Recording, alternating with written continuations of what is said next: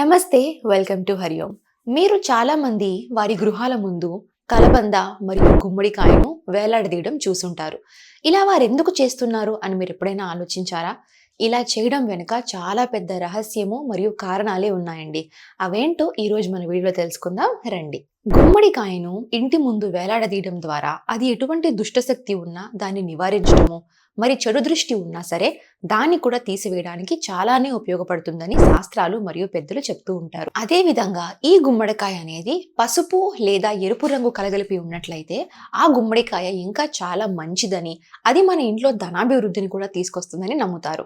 ఇటువంటి గుమ్మడికాయలు గృహాల ముందు మాత్రమే కాకుండా చాలా మంది వారు వ్యాపారం చేసే చోట కూడా వేలాడదీయడం మనం చూస్తూనే ఉంటాం. దానికి గల కారణం ఏంటో ఈరోజు మనకి తెలిసింది కదా. ఎందుకంటే ఈ గుమ్మడికాయలు అశాంతిని దూరం చేస్తాయి, శ్రేయస్సును తీసుకొని వస్తాయి, ధనాభివృద్ధిని కూడా తీసుకొని వస్తాయి కనుక. అదే విధంగా కలబందలు, ఈ కలబందలు కూడా ఎంతో ఉపయోగకరమైనవని మన శాస్త్రాల ప్రకారం మనం తెలుసుకుంటూనే ఉన్నాం. ఈ కలబందను కూడా మనం ఇంటి ముందు కానీ లేదా వ్యాపారం చేసే చోట కానీ మనం వేలాడదీయడం వలన ఆ ఇంట్లో లేదా ఆ వ్యాపారంలో చాలా ఉపయోగాలు, ప్రయోజనాలు వారు పొందుకుంటారు. అదే విధంగా వారి ఇళ్లలో ఆరోగ్యము, పాజిటివ్ ఎనర్జీ, శాంతి, శ్రేయస్సు మరియు ఆరోగ్యాభివృద్ధి, ధనాభివృద్ధి అన్నీ కూడా పొందుకుంటారని శాస్త్రాలే చెబుతున్నాయండి.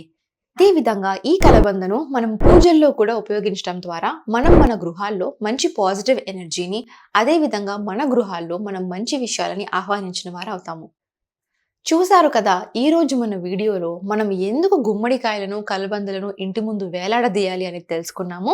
ఇలాంటి మరికొన్ని వాస్తు ప్రకారమైనవి, శాస్త్ర ప్రకారమైనవి విషయాలు తెలుసుకోవడం కోసం వెంటనే ఫాలో చేసేయండి. హరి ఓం.